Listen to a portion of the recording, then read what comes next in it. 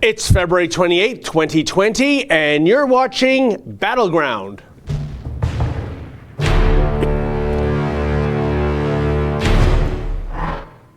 Oh, pardon me, I didn't get the branding correct. It's Ezra Events Battleground, but the big boss man isn't here today. He is on assignment, an important assignment.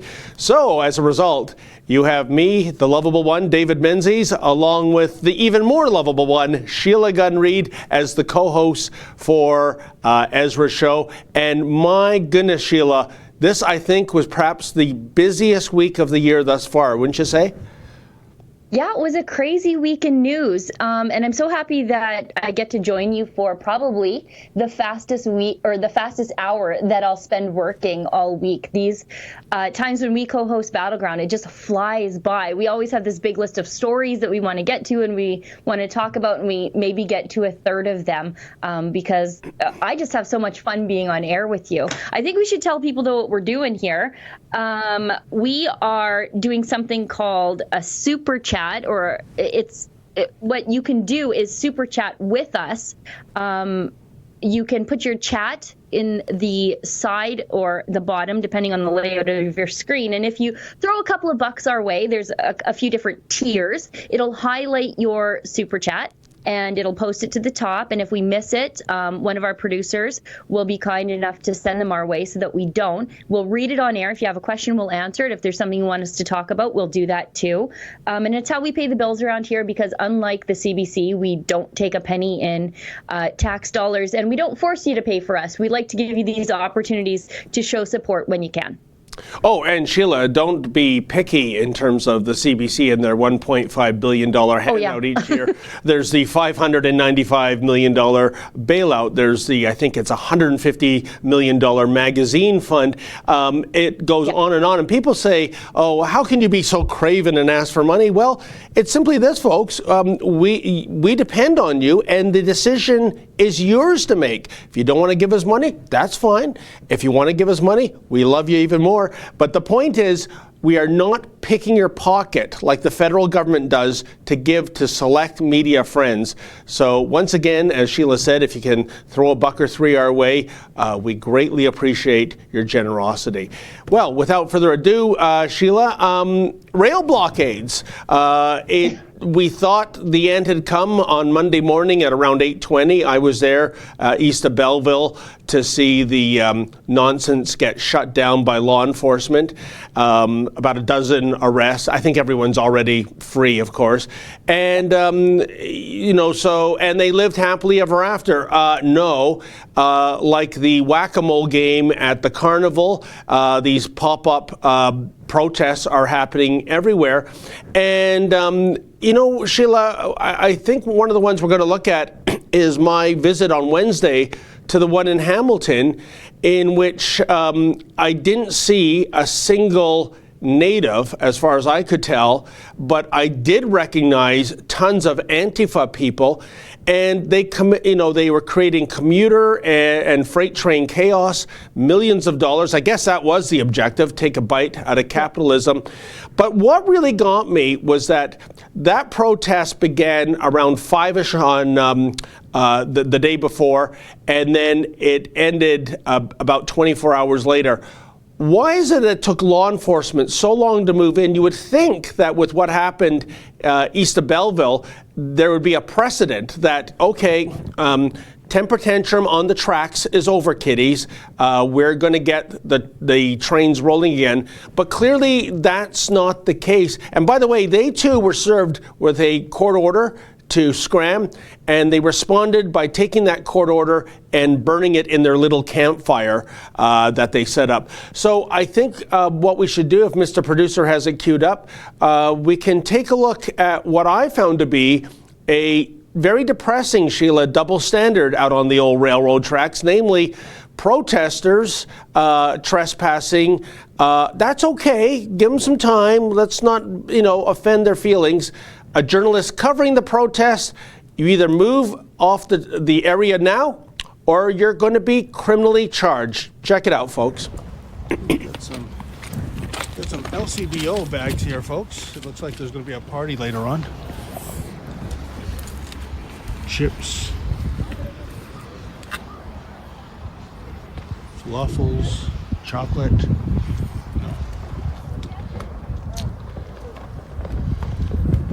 You know, sir, as you're standing in front of my camera lens, I couldn't help but notice that your coat seems to make use of materials that are derived from the petrochemical industry. Much like that sleeping bag over there and those tarps over there. That Home Depot bucket over there.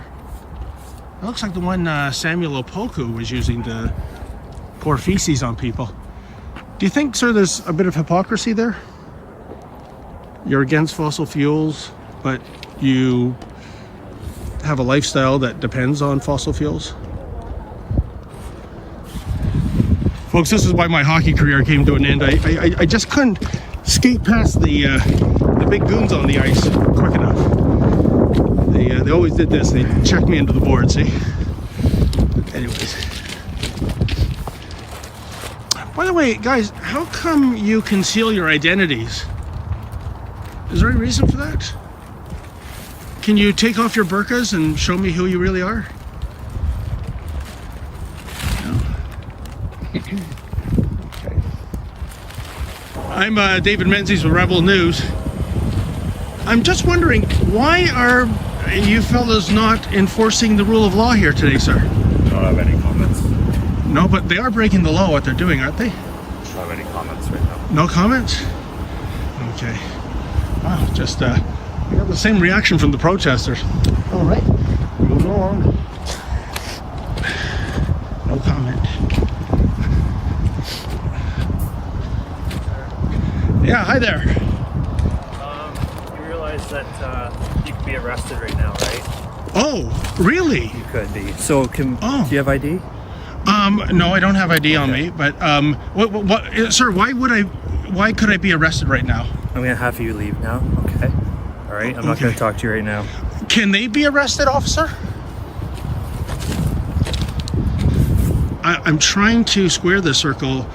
You're saying that these people who are illegally blocking the tracks down yonder, that's okay, and they're in defiance of a court order too, but you're going to arrest me for what? Practicing journalism? Just give me a minute, David, okay? I'll come back and talk to you in a minute, okay? Okay, I respect that, sir. I'll wait here. I heard my name on the walkie-talkie. Wonder if the SWAT team is going to descend soon. Yikes. I'll be right back, guys. Well, what do you know? It is the CP police. Hey, sir. Hi, guys. How you doing? Hey, who you with? My name is David Menzies with Rebel News. Oh, hey, Dave. I've seen your videos. Listen, Dave, I really appreciate, though, if you get away from the rails, it's very dangerous. Well, We're Canadian Pacific police officers, and part of our job is safety. okay. Okay, we really need you to get off railway property. It is a federal offense of trespassing. You know You what? understand that? I understand you loud and clear, officer. Okay, this is not a public. This is not a public area. Okay, but is that area public where all those protesters no, are? it's not public at all.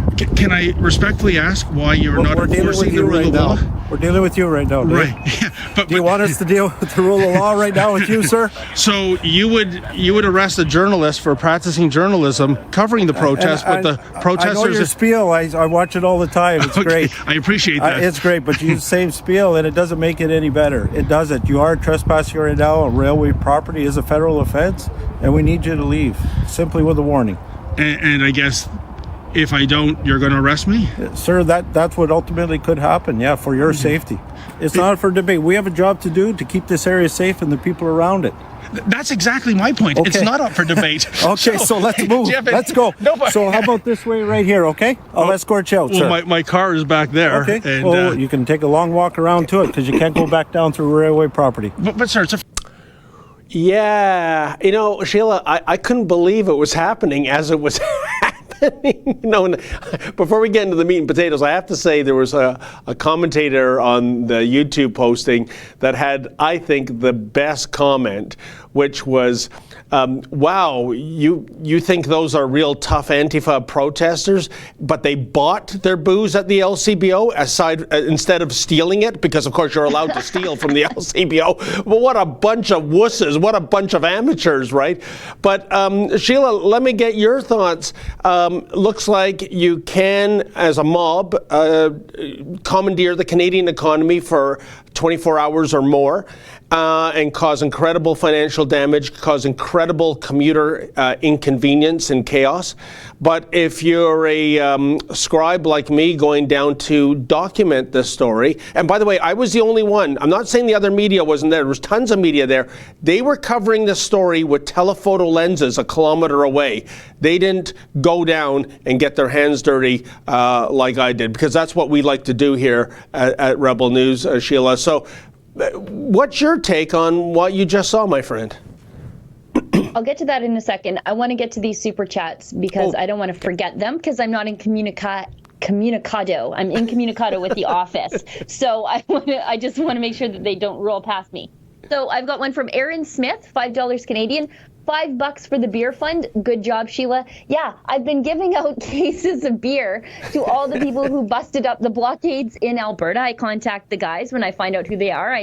I say to them, tell me your brand, or you're drinking my brand, which is Pilsner. And then I show up and we have a little chit chat and we talk about busting up blockades. And I submitted those expenses yesterday. I've never expensed liquor before, so that was kind of exciting for me.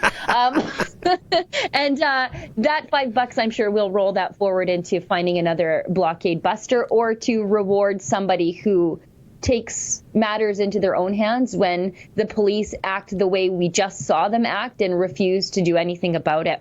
We've got one from David Anderson for $5. There has to be a public inquiry to figure out who gave the order for the police to ignore their duty to enforce the law. You know, I'd really love to know that too. You can sort of tell how ridiculous the police think this is. Unfortunately, they're just doing their job. I don't have a problem with police. I've never had a problem with police. I sure don't like their bosses, though, when they force these good cops to stand with their hands in their pockets while laws are being broken. And, you know, farmers are losing millions of dollars a day. Thousands of layoffs now in the rail industry. Forestry is facing layoffs. Stranded via rail commuters. It's a catastrophe. And it's all a bunch of people having a hobo party down on the railway tracks. It's crazy. And Sheila, I just want to comment. I think that was an excellent point that viewer noted.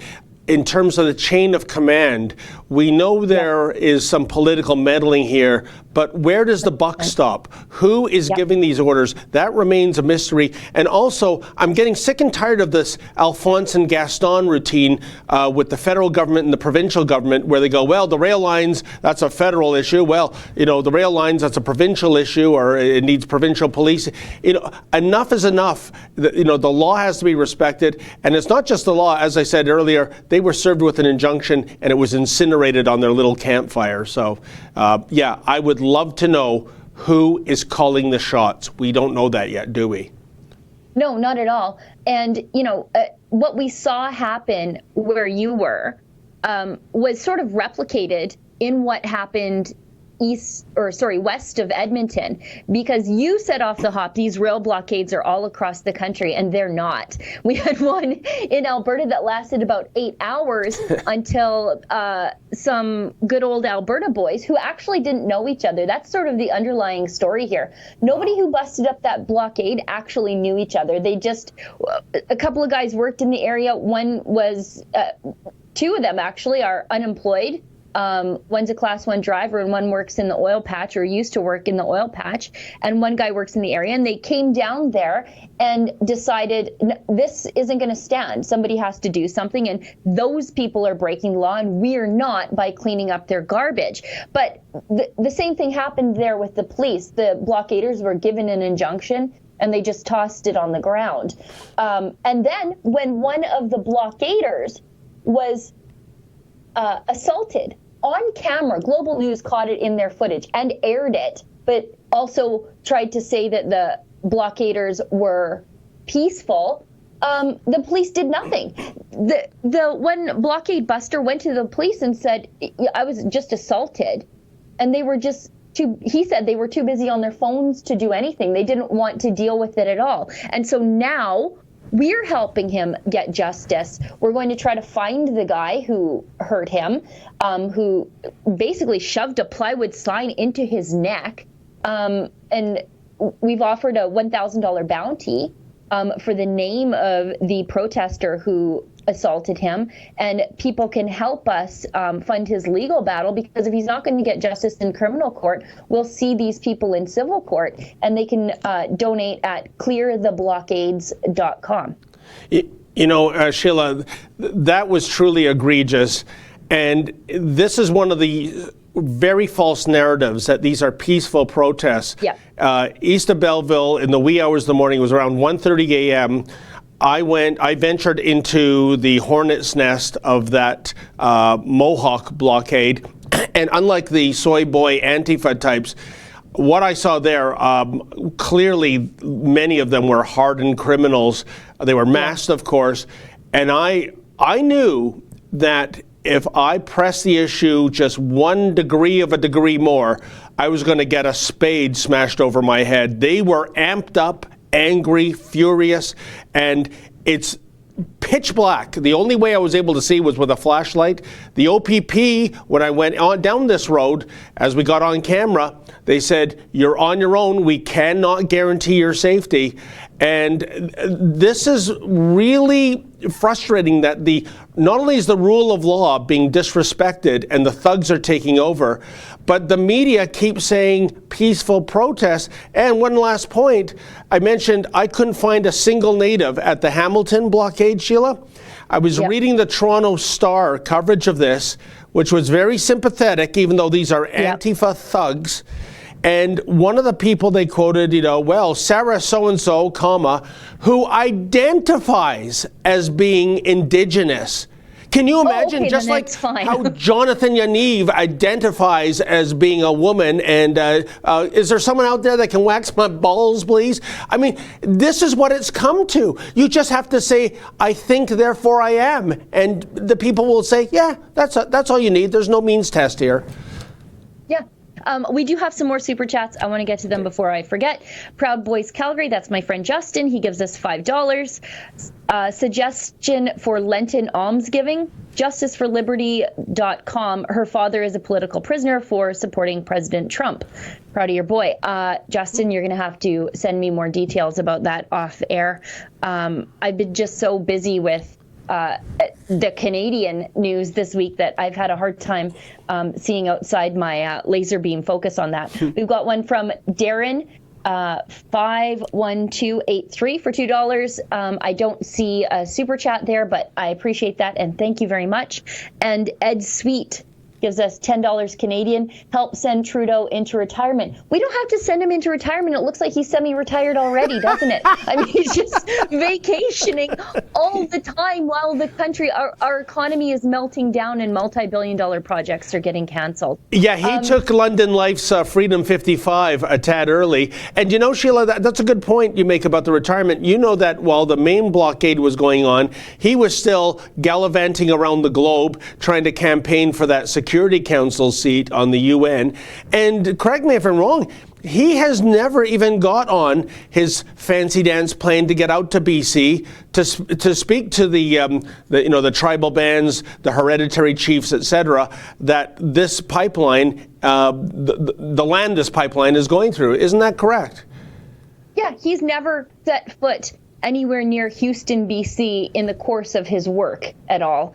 And Houston, BC is basically ground zero for Coastal GasLink, where all the democratically elected band councils are in support of the Coastal GasLink pipeline. And I think it's 8 of 13 hereditary chiefs are. So it is absolutely the majority that support this pipeline. And yet it is people who are disenfranchising them who are getting all the news and who are getting meetings with Trudeau ministers to legitimize what they're doing.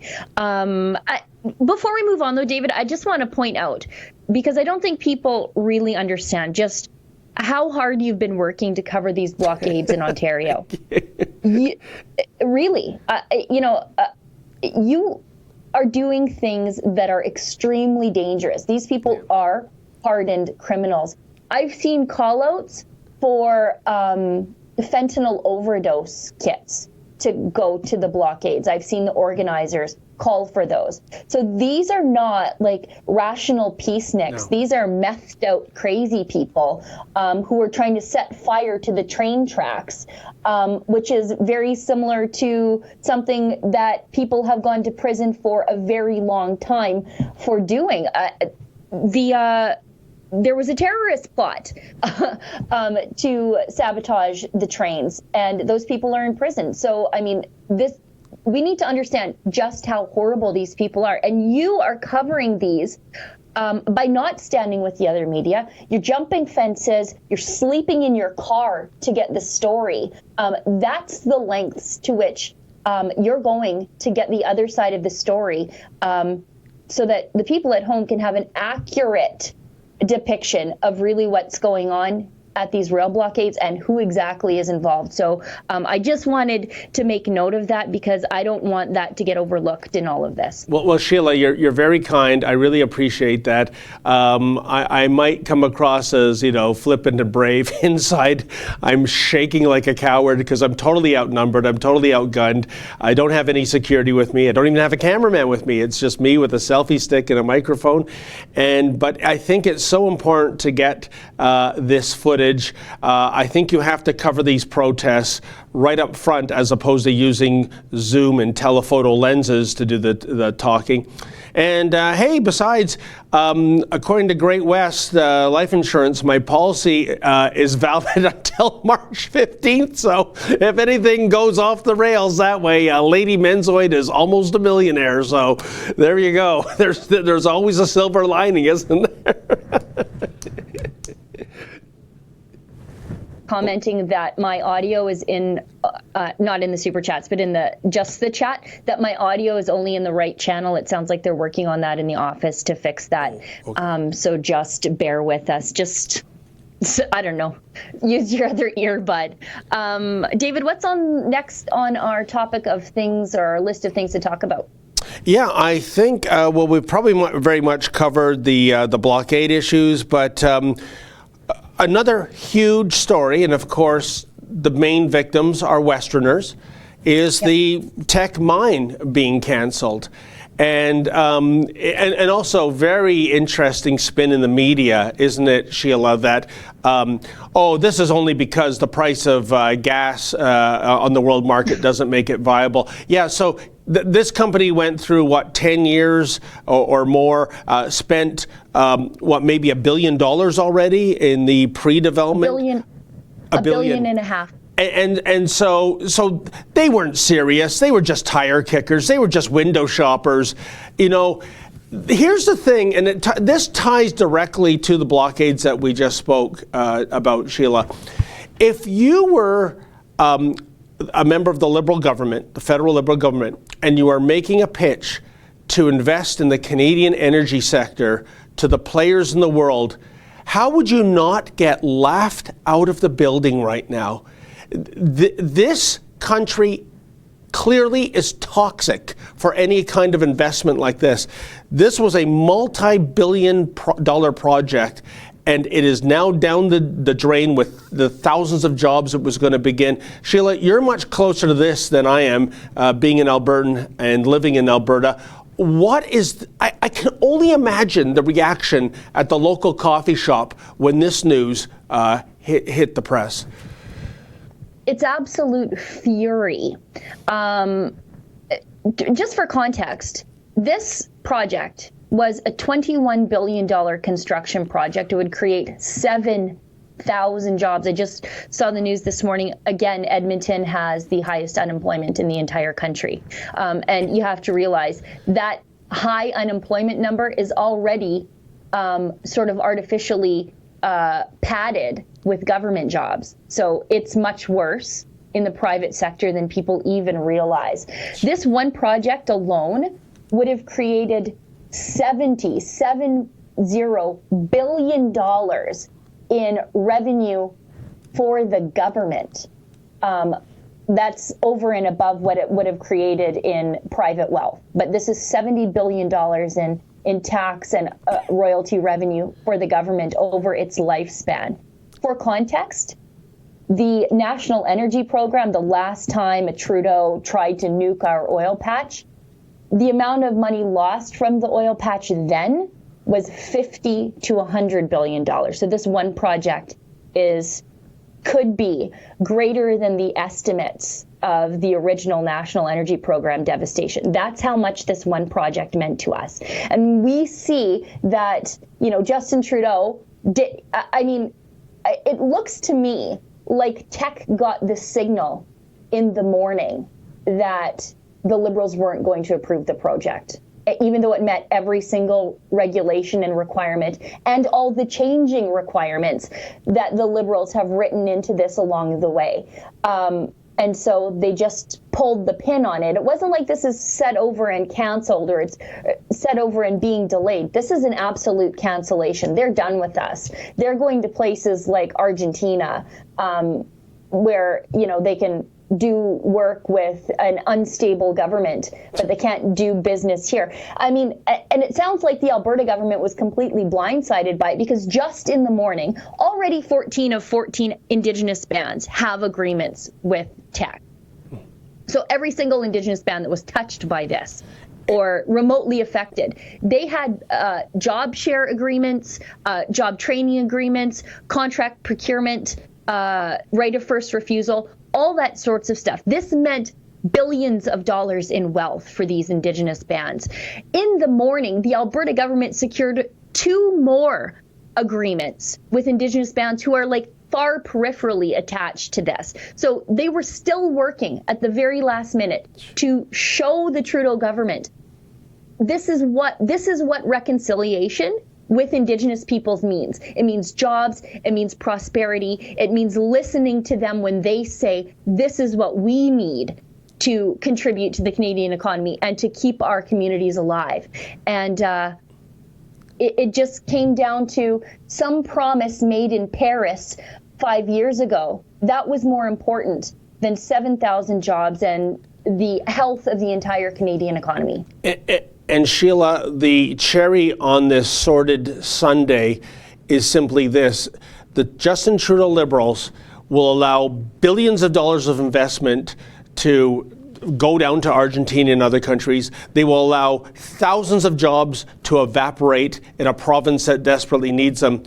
But when it came to SNC-Lavalin, when it comes to getting fast and loose with the law of the land, well, Justin himself, he said, this was all about protecting jobs. This is what we have to do, even if it means, breaking a few laws and bullying Jody Wilson-Raybould in the process.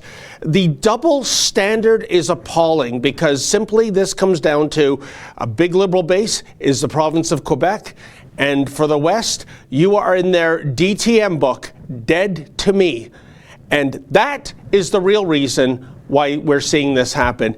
It is an absolute disgrace, a multi-billion-dollar disgrace. And I don't know, Sheila, I when there is an election, we can only guess when that will be. I just wonder if this is a strategy that's going to keep liberalism still entrenched in Canada. That's the saddest thing of all. East voted for. It's a complete and total wipeout for Liberals in the West. Yeah. We've already sent our message, but because of structural inequities within Confederation, we can send all the messages we want. They don't need us to govern the country. They need us because we're a colony and we finance everything, but they don't need us to have a voice at the table. And they don't want us to have a voice at the table, because things would change drastically if we did. I think Teck, the cancellation of Teck, has been a real tipping point for a lot of people who were sort of, in their hearts, separatists or at least sovereigntists. That really pushed people over. I think a lot of reluctant separatists were created the night that Teck was canceled. People who, they really, for nostalgia's sake, want to stay within Canada, but they don't really see a future here for themselves or their children if nothing changes. And Sheila, let's talk about that because Jason Kennedy addressed this about the sovereignty issue and about actually somehow putting that on a referendum.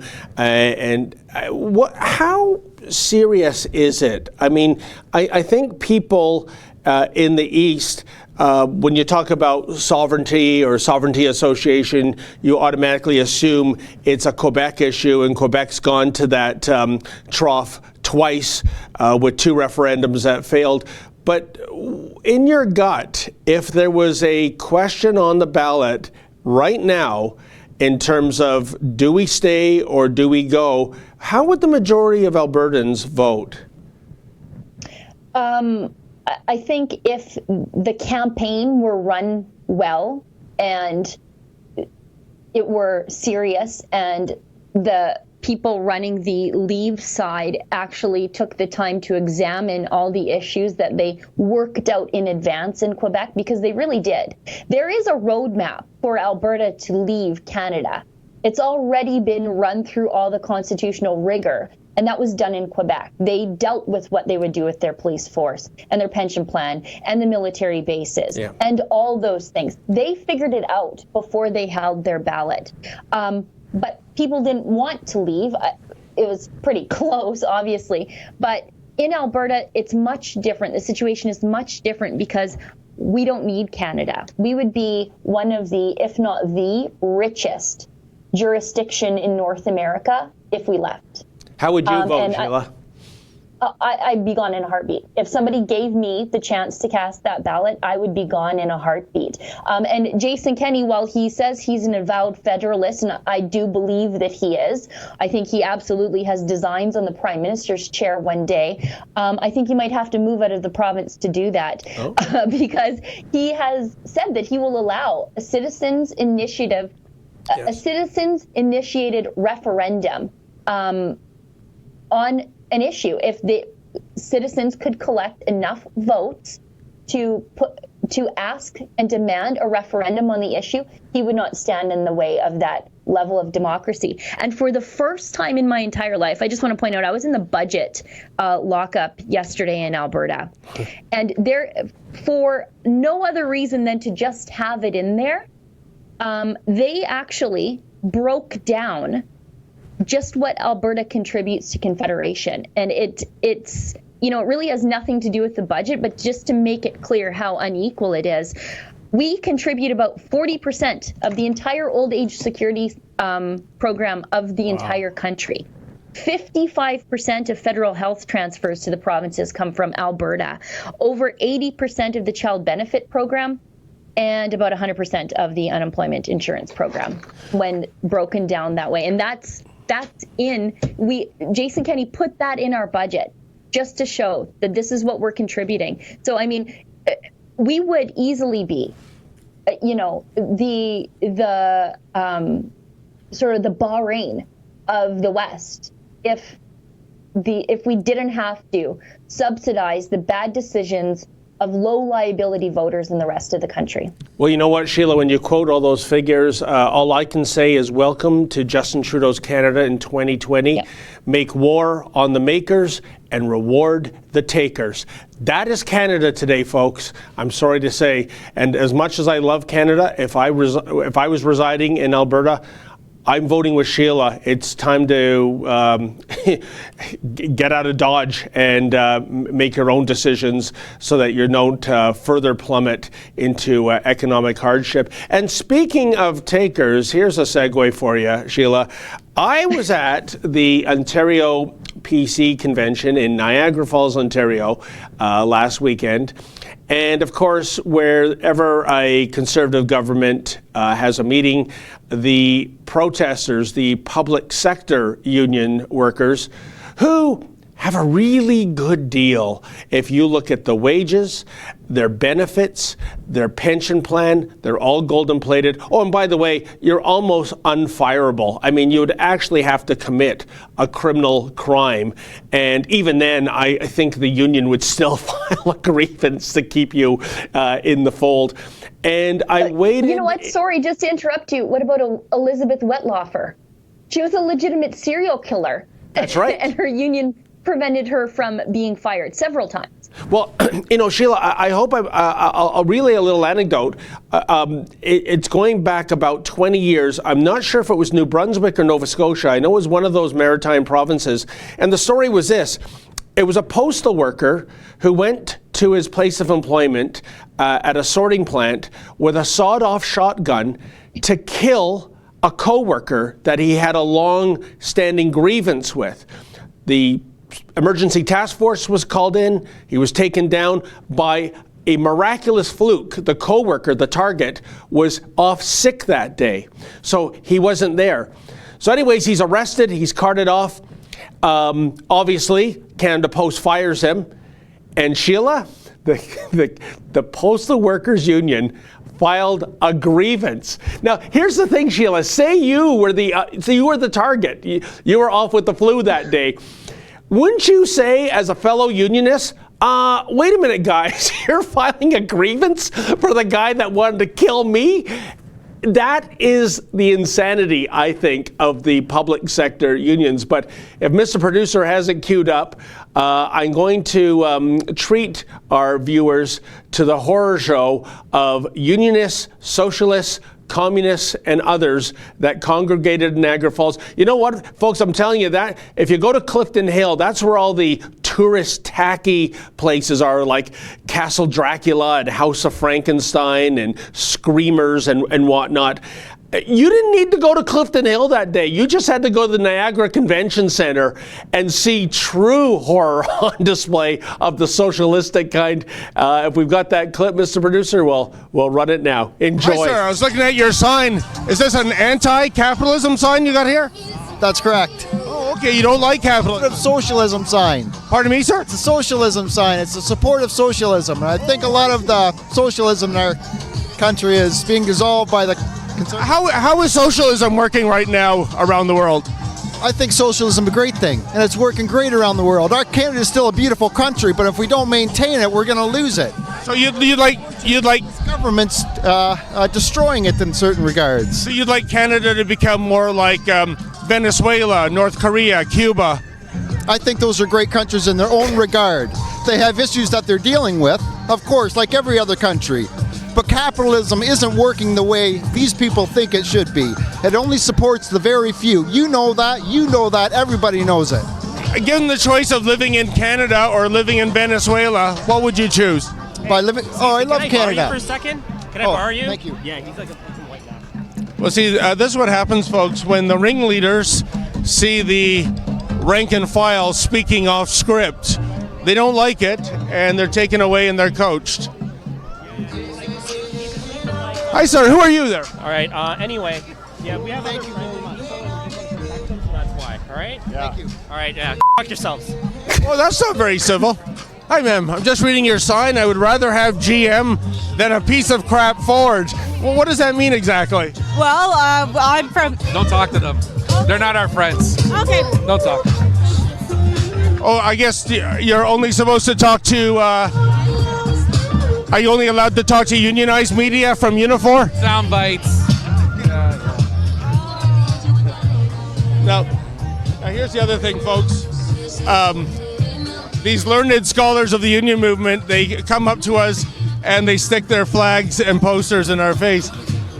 So I'm just wondering, one of the issues, of course, that's part of this strike is you teachers want a 2% salary increase. Is that justified given the amount of the debt and the deficit in Ontario right now? I can't comment on that. Hey, how you doing there? I'm just reading your sign. Save the drama for the llama. Get back to the table, Lecce. What does this all mean, ma'am? This means we would like to bargain and get back to the table and get a fair deal for our students. Okay, I thought one of the issues was about getting a further deal for teachers by a 2% salary increase? The main issue for us, I'm in support staff, is supporting our kids who need support to get the education they deserve. Okay, then, but that is one of the issues, and yet we have a province that has a $350 debt. You know, we have multi-billion-dollar deficits. I mean, is there any money in the kitty for this kind of union entitlement? I think more importantly for our students is to have classrooms where they can thrive, and I'm not sure that compensation is the big holdback. Well, thank you for your time, ma'am. I don't hate you, because if I did, that would be a form, I think, of Islamophobia. How do you like that? I just off the cuff. Sir, I'm very curious. You called us a bunch of racists. Why is that? Because that's who you are. Okay, give us an example, please.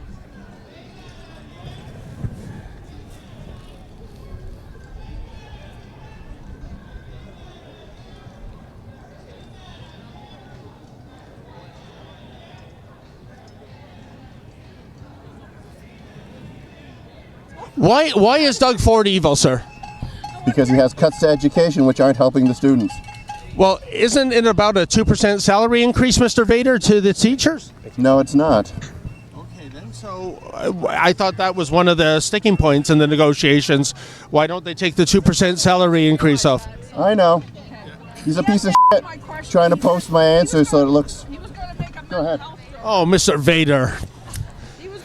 Just when you want to interview someone from the dark side, we even get shunned by them, right? Oh, not you again. Jeez. You know, I love that guy with the down with capitalism sign. And when I mentioned North Korea, Cuba, Venezuela, how he said that they were great countries. And like any other country, they have issues they have to deal with. Yeah, like in Venezuela, not having any toilet paper when you go to the loo. Like in North Korea, eating grass to stay alive and fend off starvation. You know, Sheila, can you believe the indoctrination there? These were, almost all of them were public sector unionists, and the amount of entitlement and the amount of leftist propaganda on display, it was simply off the charts. Well, in Venezuela, they would be eating that lady in the llama costume. We do have some super chats to get to, okay. And Justin in studio, I can still hear myself in my ear. Me too. Yeah. Okay, so but we love Primpal Justin. He's doing the best he can. Yes. Primpal 08 says, can we start calling them the Tides Foundation blockades? I'm sure they paid good money for them.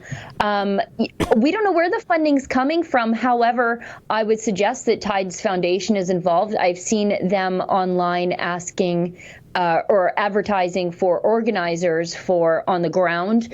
But I don't really know what on the ground means. I don't know if that means blockades or just people who are organizing anti-oil protests. Thank you for that, by the way. We've got Hamilton Homegrown gives us $3. Help this rebel supporter hit his goal. Thank you very much. Appreciate that. Proud Boys Calgary, it's Justin again. What does the farm girl, I assume you're talking about me and not David, do for prepping? Since we are finally being told to stock up on food and medicine for the Kung flu. Also, join proudboyscanada.com. Shameless plug in there for yourself, Justin. I got to appreciate the hustle. What I do, first off, I don't tell the government what guns I have. Secondarily, I try to grow my own food. I have a big garden. I do tons and tons and tons of canning. And I know that's not possible for a lot of people, but that's what I do. Don't be shy, Sheila. You even hunt your own food, don't you? Yeah. I mean, like, you're more of a man than most of the men I do know. But I'll tell you, folks, never take Sheila Gunn Reid on a bus ride down a winding mountain road or put her in a cramped tunnel, crypt-like. She starts to really get in touch with the, I don't know what side, but it involves screaming and running and maybe even borderline terrifying. So, but Also, I was when she's this out in the close to open plains, but this woman, folks, can kill a wolverine with her bare hands by strangling it. Let me tell you. So, good on you, Sheila Gunn Reid. Yeah, friends at home, are you learning something about David Menzies? Do not tell him any of your secrets, because he'll just blabbity blab all your Achilles heels to the leftists who are currently hate watching us right now. So thank you, David. Because next time I'm going to protest, some leftist bully's going to come and spin me around or put a jacket over my head, and then what? Then I'm done. I'm done. I'm out of commission. They've got me. So good job, David. Then that will be your Harley Quinn origin story. You will just go completely crazy. I almost had an origin story yesterday, but we'll get to that when we talk about the budget, because I was at my breaking point by 3 o'clock in the afternoon. Like, I was miserable. I was hungry. Anyways, let's get through the rest of the super chat. We've got one from Jan Schoenfeld. I hope I'm saying that right. Your type of news was everywhere 50 years ago. Your voices may be silenced forever in a few more years. Yeah, we actually will get to that in shortly, because the federal government is musing about registering online websites. We've got one from Resita Federal, $2. I don't know what currency R is, but Brazil together, Rebel News with Terça Livre. I think I'm saying that right, but if I'm not, I'm sorry. I did one kick at the can. And £5 from Ray Changed. Thanks, Rebel News. Real reporters, very rare nowadays. Yeah, we try to do a lot of reporting in the field. Or at least in my case, I try to do access to information, which is like reporting from the field, from inside the government email server, because nobody else really is. You get one side of the news from people who don't venture out. And folks, if I may, nobody in this country does it better than Sheila Gunn Reid. These are a lot of sometimes boring, tedious documents, hundreds of pages. And I liken it to the gold rush, those guys that would go with the pen and you're sifting through all the silt and dirt and mud. And then you find that one little shining gem of more liberal hypocrisy, malfeasance, you name it. And it takes a lot of time and a lot of effort. And Sheila Gunn Reid is the absolute best in this entire Dominion of Canada in finding those nuggets of truth about this government. There you go, I appreciate Sheila. That makes David. up for the tunnel and crypt stories. I don't know. I don't know. You keep bringing it up that I get car sick and I'm claustrophobic. Anyways, should we get to the Alberta budget? Because the lockup for the Alberta budget was yesterday. And I was confined, like I was saying before we went on air, I've had bad dreams. I've woken up screaming about what happened to me yesterday. 7:30 in the morning, the government takes my cell phone and my watch. Wait a minute, your watch? Why the watch? Well, yeah, because I can get messages on it. So like everything that was connected to the outside world was stripped of me. Holy Dick Tracy. Stuffed in a room with 50 or 55 mainstream media journalists for 8 hours. I'm fasting for Lent, so I'm miserable and hangry already. I can't connect to the outside world. And then they give us the budget in the morning. And so that was going to be my glimmer of hope, right? I'm so excited. The budget's dropping. I'm going to see cuts and slashes. And that was going to be my way to get through the day, was watching the sad faces of the mainstream media journalists around me as they read through the cuts I was so eagerly anticipating. And there were none. There were none. I mean, once I started reading through it, Jason Kenney's deficit is actually $100 million higher than Rachel Notley's in her last year. Healthcare spending increased. Education spending increased. And I was like, well, not only am I locked in a room breathing all the air that was just breathed out by mainstream media journalists, but I get nothing from the government. I got Stephen Harper's tax cuts, which are fine. Corporate tax rates are going down. But I got Rachel Notley's spending, and that's not what I was promised. So Sheila, to quote Fred Willard, What happened? I mean, like, I thought with the new regime, there was going to be some fiscal responsibility, but you're saying meet the new boss, same as the old boss? Yeah, I mean, and then I missed the protest because I couldn't stay that long. But then there was a union protest outside the Edmonton legislature to protest Jason Kenney's cuts. And I was like, there's no possible way they could have read the budget because it wasn't available to the public until after the protest started. So they were protesting cuts that actually aren't in here. They're actually, you know who should be protesting? Conservatives. That's who should be protesting, because a lot of them didn't vote for this thing. It's like so I said, Sheila, it's seriously, almost what is going on? What is going on here? You know, and that's the thing. Like, I understand that Jason Kenney's government doesn't want to pick a fight with the unions, but it's pretty clear the unions don't care what reality is because they're protesting you anyway. So let's give them the cut. Let's give them the fight. You know, they said they're going to drop or shrink the size of the public sector by 7.7% over the next 3 years through attrition. Rachel Notley grew it by 25% in just the latter half of 2015. Because those are votes that she can count on, Sheila, right? Yes. 100%. And I think I actually was able to ask a question of Finance Minister Taves yesterday because I was clearly frustrated because, you know, you get these budget documents and they show the prior budget so you can compare them. And nobody else in the room was comparing. Like, it's almost line for line, except for some tax cuts, Rachel Notley's spending levels. And so I think Mr. Producer could probably bring that up. Your government's deficit is $100 million more than the last NDP budget, and spending is only being rolled back at 3%.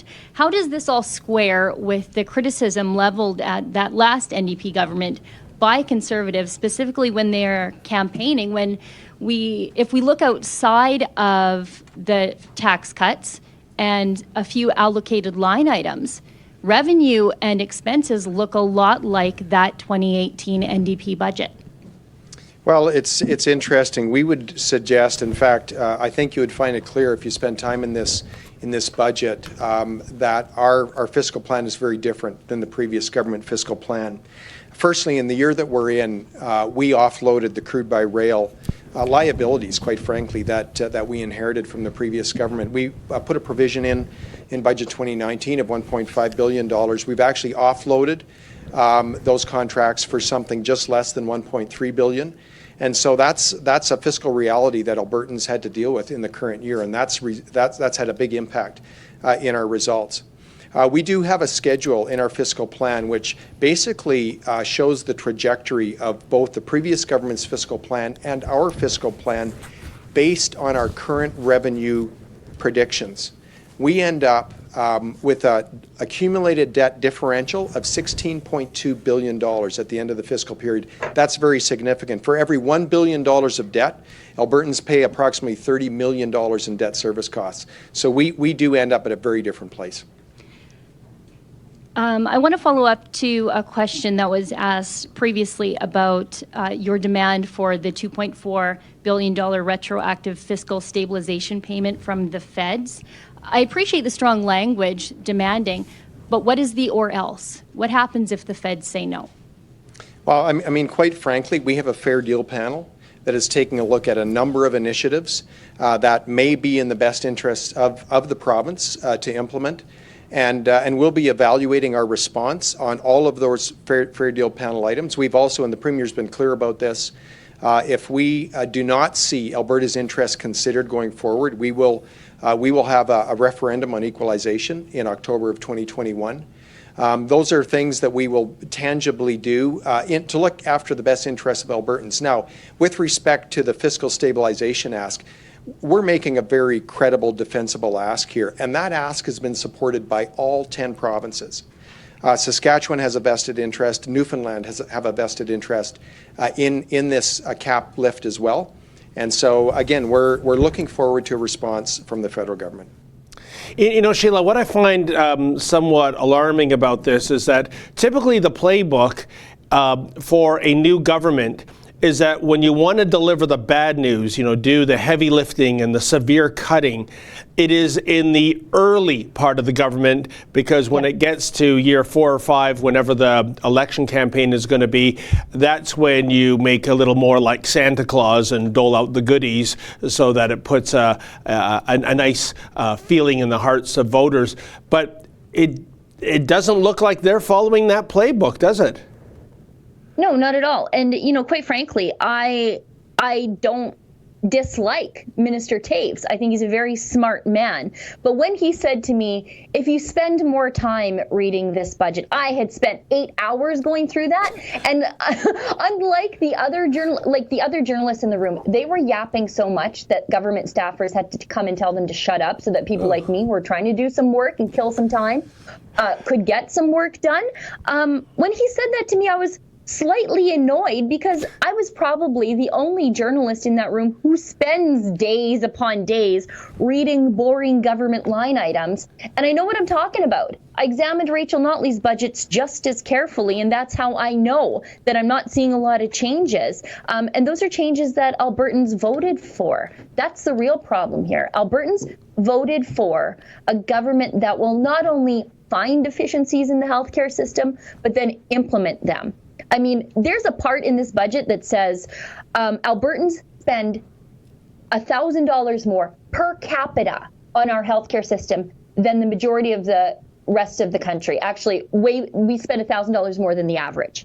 And yet we see worse outcomes, especially in wait times, compared to our closest provincial partners, like in Saskatchewan, where they allow private MRIs and things like that. Wow. So they point that out in the budget, but then when you read the line item, they've increased the budget for health.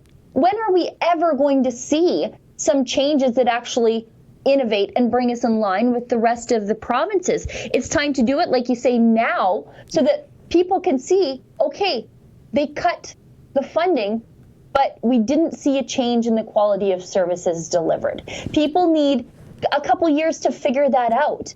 And like I pointed out, the unions are already protesting cuts that aren't happening. I know. So who cares? Who cares? Just get around to doing it, because that's what people voted for.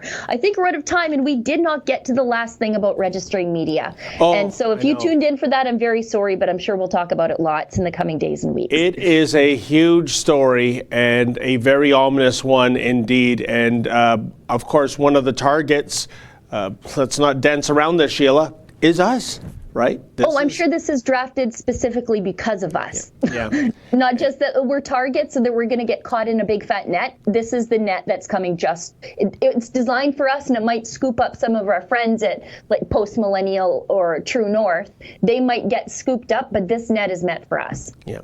Unfortunately, folks, that deserves an entire segment. It's complicated, and it's something we're going to have to address on another day, because as Sheila said at the beginning of the show, welcome to the fastest 1 hour on the internet. I can't believe it is time to go. We didn't rehearse our Wayne and Schuster farewell song, Sheila, and maybe the audience is rejoicing about that.